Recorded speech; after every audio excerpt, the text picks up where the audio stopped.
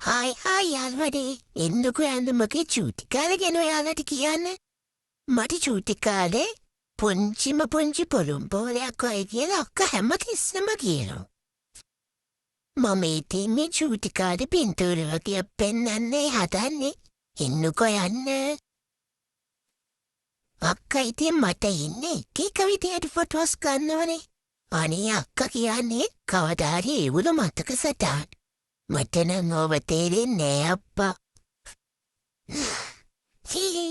මං ඉතින් ඔහේ ඉන්නවා. මං දැන් ලොකු ඔල්ලෙක් වෙන්නද යන්නේ. මේ තමයි ඉතින් මගේ ලොකු කාලේ.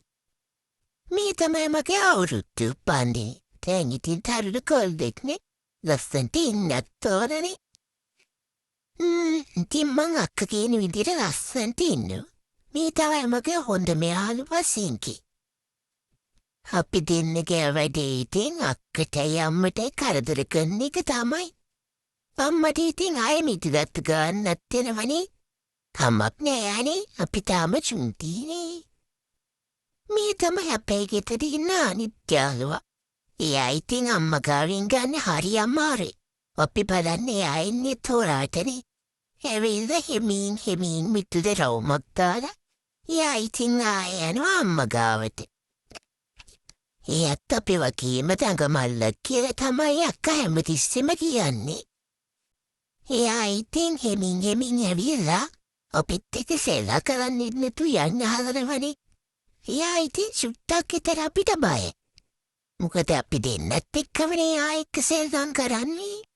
මමයි සිංකී ඉතින් සෙල්ලම් කළා හොඳට මහන්සියට අයිතු පින්තූරයක් තමයි අක්කා අරන් තියෙන්නේ. කොහෙද අප්පා? හෙමින් පාරට යන්න හදත්තිව.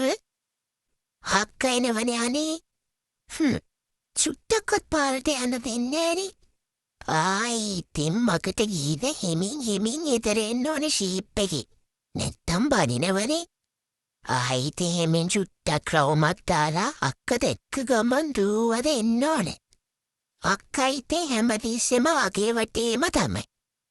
මට පාරට යන්න දෙන්නෙම නෑනේ.